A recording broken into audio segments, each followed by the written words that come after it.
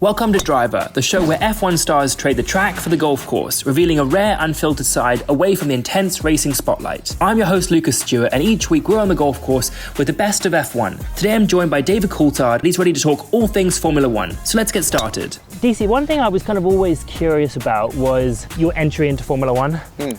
And I think you had a bit of an unusual kind of entry into Formula One where you were replacing one of the greatest drivers of all time. What was that like when all that kind of happened? Because Senna obviously is God in the mold. What was that like, that first call up, or were you at the race? How did you find out about it? I remember just walking across the paddock at the start of the Grand Prix, was on a television in the Avon tyre truck, and then watching the safety car restart, the accident, and then, seeing Ayrton move, and like everybody thinking that meant he was going to be okay. Yeah.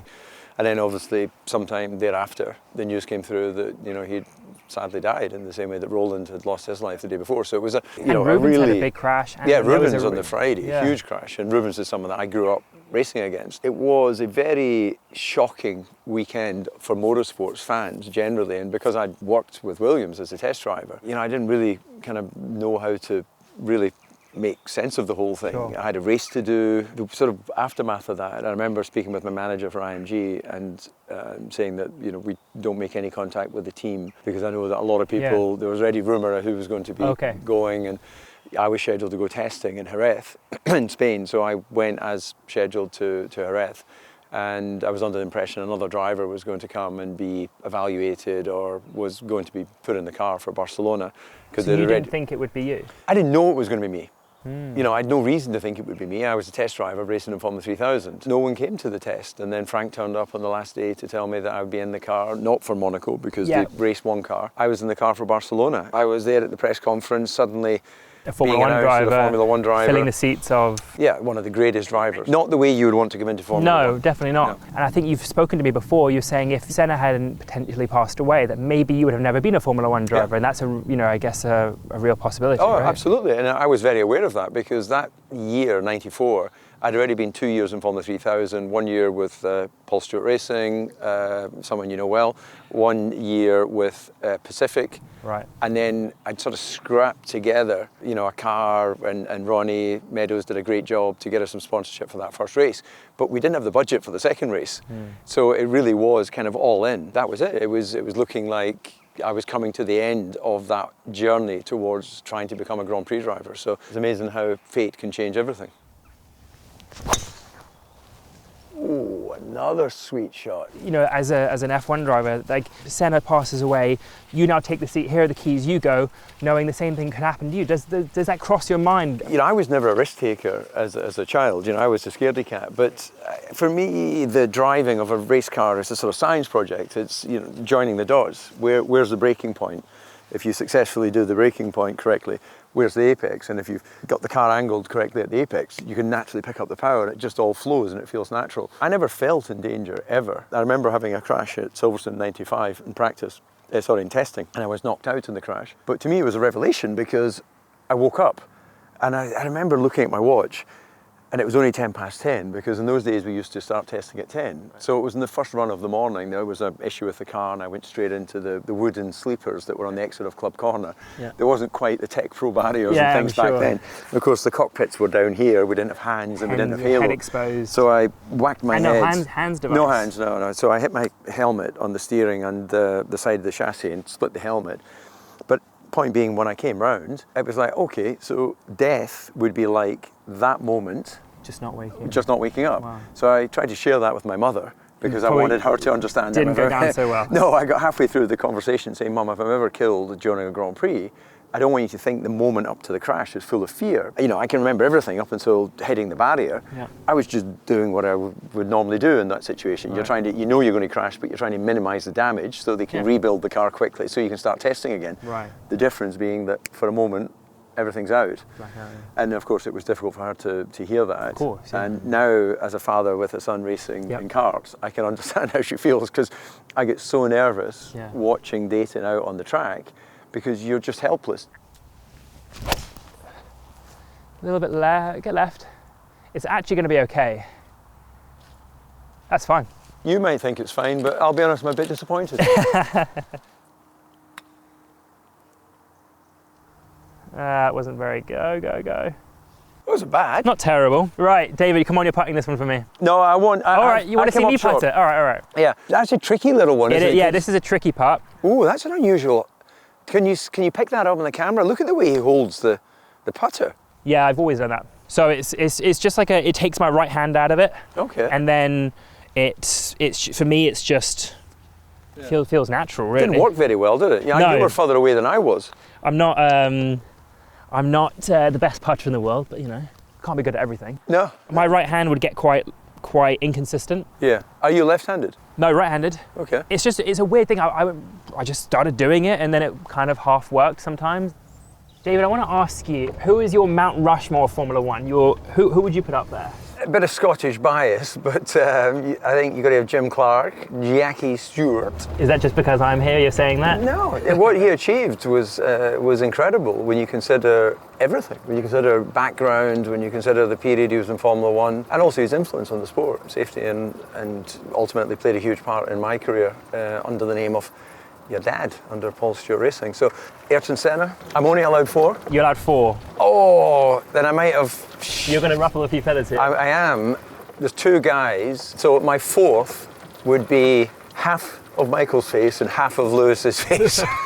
So you think, okay, so it's interesting, but Mac's not worthy of that just yet. Mount Rushmore was created so long ago. Yeah, it's got to be... You can't have a current... Yeah, current driver. If you're doing the current drivers, I actually think you could. So if we had it of the current drivers there, I think that there's no question that you would put Lewis, you would put Max, you would put Fernando, even though he's only won 2 championships, but just the longevity of his career. You would then have to have a face with Charles and Lando, whilst we wait to see where George and Oscar land in terms of, you know, their sort of next battle few for years it. kind of thing. But it's a very good question, actually. Maybe F1 should commission that. Yeah, there you go. Sign me up. DC, teammates in Formula One. If me and you are teammates, if I'm outperforming you, you could lose your job. It's a misnomer, a teammate, because he's your biggest rival. His success is your failure, and vice versa. So I think the best you can hope for is a professional relationship where you are as open as you can be in the debrief, because anything that helps engineers improve the package is going to benefit you both. as well. But of course, when you're on the racetrack, unless instructed to do so, which I had in my career where I was asked to move over for teammates, you're not going to do it out of the kindness of your heart, because there's so much linked. It's so important. You know, now they have a lot of Grand Prix. To do 100 Grand Prix nowadays is, you know, most of them are doing it. 4 seasons. Yeah, but back in the day, that was quite an achievement to get to 100. You know, your grandfather did, 99 Grand Prix? 99, yeah. You know, 127, 3 World Championships, and it was all over. And survived, which was obviously a pretty precious thing back in those days. So it's a different environment today. The teammates, they do seem a little bit more relaxed with each other. I think I've heard stories of you and Mika Häkkinen flying from the same place, at the same time, in 2 different aircrafts going to the same place. Yeah, that's exactly what we used to do, because I had, I think, a good professional relationship with Mika, but there was no friendliness. You know, today we're good friends. We live close to each other, and you know, actually I just sent him a picture on Sunday where it popped up on my phone where it was me putting my kilt on him at some black tie function. Right. We're being caught in the cupboard doing it, you know. We're swapping outfits. But we had a call time, say, at the track on a Thursday at 1 o'clock. We'd both go to Nice Airport, 10 o'clock, get on 2 separate planes, get picked up by 2 separate cars. You know, even flying would be a bit of a race. If you could land a bit sooner and then in the bigger plane or... Yeah, exactly. And then you'd walk in and sit opposite each other like this, having left the same place. But it was a conscious thing. You weren't ever like, was it ever a conversation, hey, should we just fly together? Or was it like, no, I'm not bringing that up? No one did that. No one at that time. Where, I've flown with groups of drivers in retirement because they very often travel together because it makes sense. I don't know, they just seem nicer people. Yeah. We were all arseholes. You guys are horrible back then, huh? And that is perfect, I think. That was straight as you like. Yeah, it was all right, wasn't it? Excellent. Get right. We pulled it a little bit. Yeah. But the speed's not bad. Very good putt. So this is just pretty straight, isn't it? Dead straight. It should be a touch right. That's good. Where you're aiming there is really good. Yes. Okay, excellent. Careful your back, old man. Yeah, no, I went down with the knees rather than bending over. Right, the next thing I'm going to do, I want you to say something when you hear a better driver than David Coulthard, right? So I'm going to start you off, Nikita Mazepin, Logan Sargent, Valtteri Bottas, Alex Albon, Pierre Gasly, Esteban Ocon, Daniel Ricciardo, Sergio Perez, Lando Norris. Yeah. There we go. So we've got Lando Norris. That's where it stops. Okay. Yeah, look, I think those other guys, and with the greatest respect to, there's no question, Daniel, 8 Grand Prix victories, 8 Grand Prix, something like that, great overtaker. But the way his career petered out is what would make me hold on to keeping my silence. Talk about Daniel Ricciardo there. In life after racing, obviously you've made a great career after racing, and you've stayed in the sport in terms of your commentary and now owning the production company in Whisper and several other things. What would your advice be to Daniel if he came to you and said, what should I do? What's next? How do I find my purpose in life? I'm only 35 years old. I'm still fit, I'm still all these things, and what should I do? Well, if he still has got racing in his mind, then he's got to find a race championship. I think that there's no question he would be an asset for a Formula One team in terms of personality, but this isn't a personality contest, it's a stopwatch contest. Yeah. You've got to acknowledge McLaren didn't work out, and then the comeback with V-Carb didn't work out either. But he has been gifted a period of time in Formula One where the popularity and growth has been such that he's a celebrity beyond being a driver. I wouldn't be surprised if he hasn't already worked out that working within the media space will keep that celebrity. What I would recommend he doesn't do is think that he can sort of take a year out and then come back and still be as interesting. I personally would love to see him in like an IndyCar. I think he'd be a massive asset to an IndyCar team and trying to bring the kind of the spark of IndyCar back, and obviously with the growth of Formula One, it's almost destroyed a lot of other racing series because the interest around it. Do you think that's a path that could happen, or do you think he's had his time in racing and now it's time to do something else? I think what you've got to quantify is risk versus return. And by the time I finished my Grand Prix career, there was a chance to go out to America. But I felt that I'd survived a plane crash, I'd survived Formula One crashes because you're conscious of what Mario Andretti used to say, which is there's those who've hit the wall and those who will hit the wall. Right. So you cannot race Indy and race the ovals without hitting the wall at some point. And my teammate from DTM, Robert Wickens, got involved in a crash and he's now in a wheelchair. Yeah. So the dangers of America are absolutely there. I love watching the racing, never missed the 500. Amazing, I'd love to go there. It's always the same weekend as Monaco, unfortunately.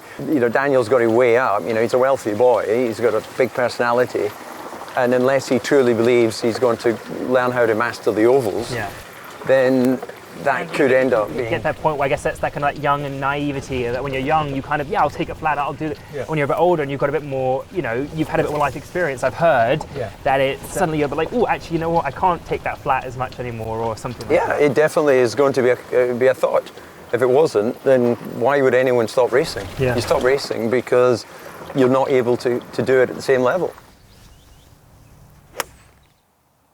Well, the line is good. So a little bit long. I have heard a little rumor that you had your certain things that you liked to do before your racing. You had a special pair of underwear. Is this true? Yeah, no, well, I did because an auntie of mine bought for me many years ago a 3-pack of Ys. Oh, they weren't Ys, they were just, briefs, and they were really comfortable. So, I would have my sort of Thursday, Friday, briefs, the one down here, the ones up No, cut short because the seat belts come in. So I'm normally a boxer short person, thank you for asking. But for in the race car, everything's getting pulled up tight. So that's a sort of intimate area. So when the mechanics are strapping you in, the rule of thumb is you never look each other in the eye. So, that sort of moment happens and it just makes sure everything's in the right place. Okay. But with your grandfather, when I was in the lower formula, I had a crash in Spa and my right leg was broken and they took me to the medical centre and your grandfather was there, my mum and dad, and the doctors, of course, Sid Watkins, who was the chief medical officer at the time, because we were the support race to the Grand Prix. So they cut my race suit off and the underwear was a bit old and a bit worn. So I think, I had bits a popping out. walnut sticking out one side, and a sort of little eye popping out somewhere else. So my mother was very embarrassed, of course, because but they were lucky. They were lucky pants until I crashed, and then they got retired. I've given ourselves a good chance of birdie here, and I want to see what you can. Okay. What you can do. Perfect. You think so? Yep. A little more right. There. You think there? Yep. Oh, a bit light. No, that's not bad though. Bit light. Good job. So I tap it in. But this is going to be for par, no? This is a par. Well, that was for par.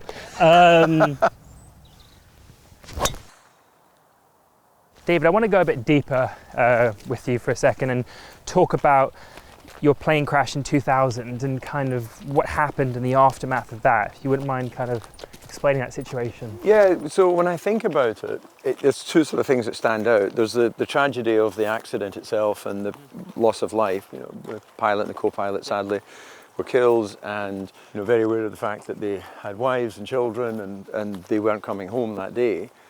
And there's the other life learning for me personally, is that I wasn't responsible for the crash. I was just a passenger along with my girlfriend at the time and my trainer, Andy Matthews. What was the sort of stimulus for getting on that aircraft? I was in London, the plane that I had booked for travelling back to the south of France. I woke up, wanted to go earlier, that aircraft wasn't available, so I asked my office to find me an earlier charter. Said, we've got an aircraft that can fly from Farnborough at that time. So I turned up, met the pilots. The aircraft was owned by David Murray, who at a certain point owned both Glasgow Rangers and Glasgow Celtic. Yeah. And it had a Scottish flag on the tail fin, and I remember thinking, oh, that's kind of fun, I'm Scottish, and there's a Scottish flag. And then we took off, and then an hour later there was an engine failure. And then... Did you hear something? Or was the left side engine, I could hear the bearings, and then eventually the engine failed. And then you go into a procedure for nearest airfield to do an emergency landing, and a single engine landing is something that pilots train and practice for. As we came into Lyon, which was the nearest airfield, so we did the sort of rerouting for about half an hour, came in towards Lyon, and I remember we were just, trees in the distance, just at the sort of height of the trees. A minute later or less, the aircraft is rotating, touching the wing, coming onto the fuselage. Sadly, the fuselage was removed, and that's where the pilots were, of course, or the nose of the aircraft, and then came to a halt on the grass, and that was it. The crash was over, and my girlfriend had sustained cracked ribs because of the seatbelt. I had cracked ribs because of the seatbelt. Andy was facing backwards, so he was secure against the seat. The door was completely mangled, so we had to climb out the front. And then we walk away from the aircraft very quickly. Yeah, because you weren't sure if it was, Well, there was a small fire on the right side. Right, okay. And then we're just standing there. You're waiting for emergency services to come because they're not expecting you to crash. So, although they're on standby, and the first thing the policeman asked me was for our passports. You're like, really? It's in the plane, mate? In the aircraft. I didn't stop to pick up my passport on the way out. So it's a slightly bizarre circumstance where you're dealing with your own, okay, how do we now continue our journey? Yeah. With also, on the other part of your mind, there's a family, or there's two families that are going to get a phone call which is going to change their life forever. And that was the thing that was a little bit conflicting in my mind, because the rest of the day, I got driven back to Monaco, I got home. I remember lying in bed and sort of having a shiver. That was the first time. Just being, I've dodged a bullet here. Yeah, absolutely. Today could have been the last day of my life. So it triggered a change in my attitude. I couldn't change the fact that people had lost their lives. I could only make decisions for the future of my own life. And the question was, do I want to race? And I'd cracked ribs, and that was uncomfortable. It's not the end of the world, but I did want to race. I'm of a generation where even if you were sick, you get in the car. That's why when I'm doing commentary today, if a driver takes a weekend off because he's got a flu, I struggle with it personally, because if you're a soldier on the front line, you can't say, can we delay the battle today? I want to have a lie-in. You just have to get on with it. What you're telling me basically is Carlos Sainz took Saudi Arabia off this year. He should have had the operation. Carlos Sainz right now. Thinking about F1 helmets, what's your opinion on people changing the helmets every other week? It seems like every special helmet livery. I mean, for the fans, it seems kind of a bit, confusing that we can't. Yeah, it kind of started, I think, with Vettel especially, had all these different helmets, and he was very, if he won a Grand Prix, everything, the helmet, the boots, the suit, the underwear, everything got put in a bag and was retired. There was a time where Ron Dennis offered both Mika and I individually $1 million on top of our contract to basically own the rights to the helmet design, because he wanted the McLaren look to be the same for both drivers. And independently, I said no, because I'd always raced with the Scottish flag. Mika said no. And I think it was Ron, it was going through a phase where he couldn't really understand why we cared that much about it. And he thought $1 million would be enough to make us change our mind. But he was then not understanding the importance of the personal helmet. It's the one thing that you get that's personalised for you. Absolutely. And that is why, you know, the only time I ever raced without my helmet colours was when I used Michael's helmet in '96 in Monaco. So the helmet that he finished second in Brazil in the wet, I used in Monaco in the wet, because I had a problem with my helmet with the visors teaming up. He was with Bell at the time and I was Arai, and asked him if he could borrow his helmet. We were both Marlboro drivers, you know, he was with Ferrari. He said yes. Nicely up. Bit short maybe? Arguably the greatest ever Formula One driver is Michael Schumacher. Now, you've had great moments with him, you've had tough moments with him. One that stands out, comes to mind, was when he went into you, you went into him, or he went, you know, who knows what actually happened, but you almost got into a bit of a fist fight. Tell us about that kind of situation. Well, what is absolutely clear to me is Michael ran into the back of me. Did you brake test him? I think you brake tested him. I didn't, but that was the race weekend where there was a huge crash at the first corner, and there was like 10 or 12 of the cars taken out, and basically it was, the catalyst was in Spa, there was the racetrack, and then there was a sort of runoff, and there was a metal drainage grill, and I touched that and lost control and hit the wall. And the pit wall was concrete, like, you know, being at Indianapolis, and it bounced me back in front of the entire field, and I took out half the field. So there was a red flag, a restart in the safety car. And then again, I think Mika got spun around and got crashed out at the first corner. I spun somewhere, and, you know, basically Michael was just disappearing, you know, brilliantly at the front. And when he was coming to lap me, the team said, okay, you got the leader behind you, but in the spray you can't see anything. So I know the leader's there, and I'm waiting, and I'm on the right, and I'm backing out. You're off the racing line. Well, sadly, I'm on the racing line, which is where it all went wrong, because he then whacked in the back of me. And amazingly, if anyone's seen that footage, Michael was driving as quickly with only 3 wheels as I think a lot of the people were with 4 wheels. Went back to the pits, I'd lost my rear wing, and he came storming into the garage with Stefano Domenicali, who's now you know, the CEO of Formula One, was trying to hold them back. And he's shouting, were you trying to kill me? And I'm like, of course I wasn't trying to kill him, you know, it's just one of those things that happens. We obviously fell out there, and the next week was testing in Monza, and the following weekend was the Grand Prix in Monza. And Bernie Ecclestone had arranged for us to meet in his hospitality to sort of clear the air, because when we were at the test, there was banners that said killer Coulthard, and, you know, it was all getting very negative. So we sat down, the two of us, and, you know, I said, like, Michael, I'll accept my part in the incident. I probably shouldn't have backed off on the straight or on the racing line. I should have backed off, you know, off the racing line. But you ran into me. I didn't reverse into you. So you've got to accept some blame as well. And anyway, back and forward, he wouldn't accept any responsibility. So I was like, Michael, come on, you must be wrong sometime. And he thought about it for a while and went, not that I remember. That's brilliant. And that told me the difference between a multiple world champion and me, because I know I'm wrong. They have that kind of, you know, I guess that little switch where it's I guess that selfishness, but it's that winning kind of, that drive, I guess. It's a really interesting thing. Oh no, I've hit that way too hard. Well, not really. Yeah, it's not very good. A bit too hard, but... Ugh, not my best. You're a contradiction. 1 minute you're too hard, the next minute you're too soft. DC, I want you to answer some fan questions for me. So who's the most attractive driver on the grid? Charles Leclerc? Safe bet. Should Vettel come back to Formula One? No. Do you think he will?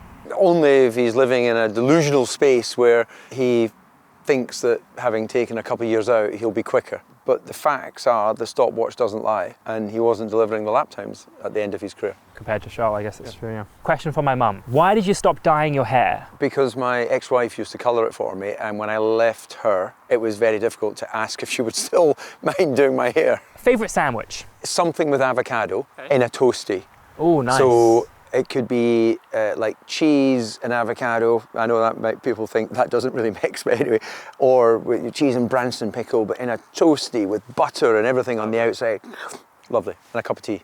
If there was a song that kind of was your life playlist, what would that be? What's that one song? It would be something sort of rock operatic. It could be something from Queen, something from Meatloaf. It could be, Meatloaf, haven't heard of them. Meatloaf? Never heard of them. Really? No. Have I said the wrong name? No, Meatloaf. You don't know who Meatloaf is? Maybe that's just a me thing. Bow Hill, I'd do anything for love, exactly. maybe Paradise by the Dashboard Light. Okay. You're going to have to go home and listen to... I'm going to go listen to some Meatloaf. Well, David, thank you very much for doing this with me today. I really appreciate it. I don't know who Meatloaf is. Yeah, I know, that is really bad. But guys, thank you very much for watching today.